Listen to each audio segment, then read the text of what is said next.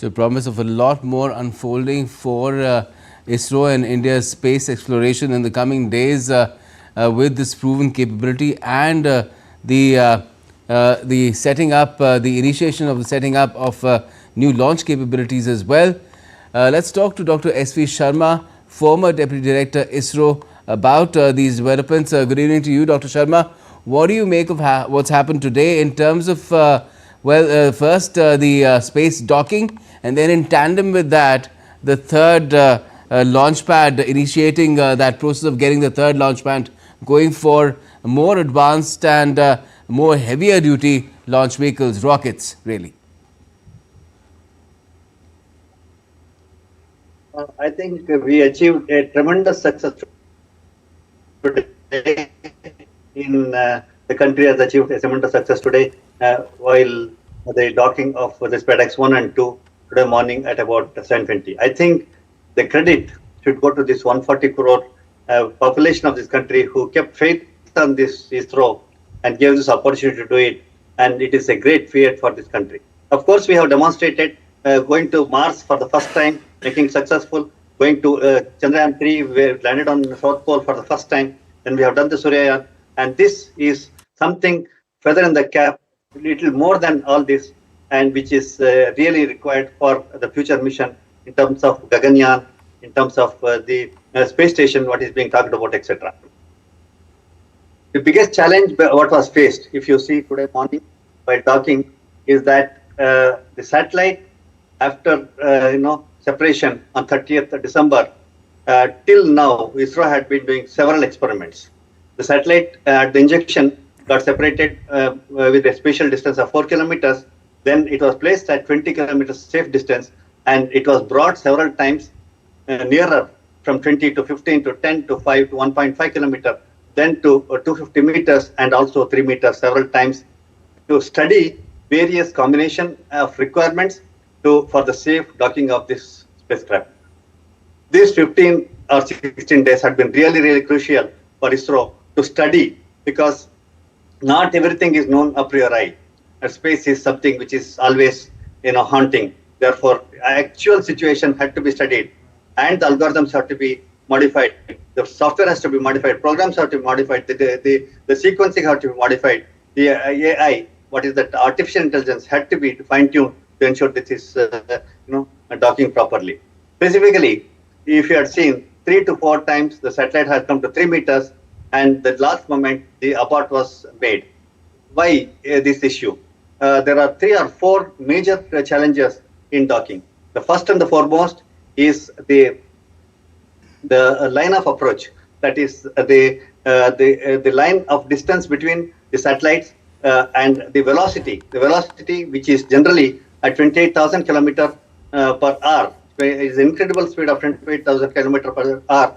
It has to come down to 1 millimeter to 10 millimeter per hour is the speed at which it has to dock. So the velocity is important. Velocity has to match. Then the line of sight has to match. The power generated by the solar panels should be sufficient. Then the visibility of both the satellite during docking has to be very, very clear to the Earth. That is the ground station at the Indian ground station. This point I am specifically making is because this 550 kilometer orbit where the satellites are placed, every 90 minutes it takes the revolution of the Earth. The Earth is rotating at about 40,000 kilometers per hour, and this is rotating at about 28,000 kilometers per hour. Please look at the differential speed and the angular velocities, etc. And there are much dynamics which is working. And only 20 minutes per day is the visibility of the satellites, with which ISRO has to do all experiments, has to do all studies, do all uploading of the commands, etc. And that is the biggest challenge. Beyond that 20 minutes is the non-visible period, where satellite will not be visible to the Earth and satellite will not have sufficient power. So this is the biggest challenge. Therefore, ISRO did sufficient studies, ensured that the satellites are safe. Another point is that any one of the parameters, if they are not matching, the automatic docking system, whatever is there, will abort. Therefore, ISRO has to carefully fine-tune the parameters, ensure that.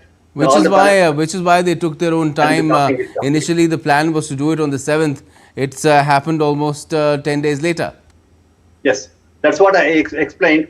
It is a study. This 10 days is a very big study for ISRO.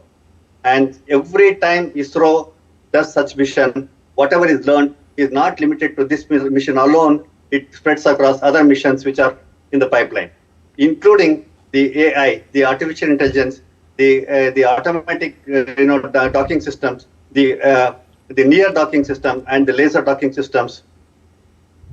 They are thoroughly studied, fine-tuned, and then after everything is made sure that there is no way that we are going to have any catastrophe in the satellite, because even one small mistake, the satellites will collide and we will have catastrophic. Tell me, Dr. Sharma, some people have also been saying that this is something that was done by other countries in the 60s, perhaps for the first time in 1966. Why has it taken us so much time? Do you think it's more about the kind of priorities that India Space Agency, India as a nation had, that now, initially when our space mission was not that mature, we had other set of priorities for the development of the nation. Now, the priorities are different and we have more resources too. It was never about capability, scientific capability. Yeah. While I agree with you that the resources, the priorities, etc. is one, but India in large, ISRO in particular, has something which says that even if I come late, I will come latest. Okay, if you see that way, Mars, already several countries had gone to, Russia had gone to Mars, America had gone to Mars, and of course Europe had attempted to go to Mars, but ISRO attempted for the first time and they were successful. Let us understand this, and whatever other countries had not achieved, we have achieved. It is not that we follow other countries, but we have our own agenda, our own way of doing things. The way we do is completely different from what other countries does. Same way, if you see Chandrayaan 3, I want to give you these examples to clear the air that we are not lagging behind any other space programs or anything like that, but we have our own way of doing it, so that even if you are coming late, we come latest and we do something which is completely different from what other countries does. Even this landing in the South Pole, and no other country had ever done it for the first time. Just before Chandrayaan 3 landing, Russia had attempted and it had failed. Yes. Okay, that way. Will we do the same thing with reusable rockets?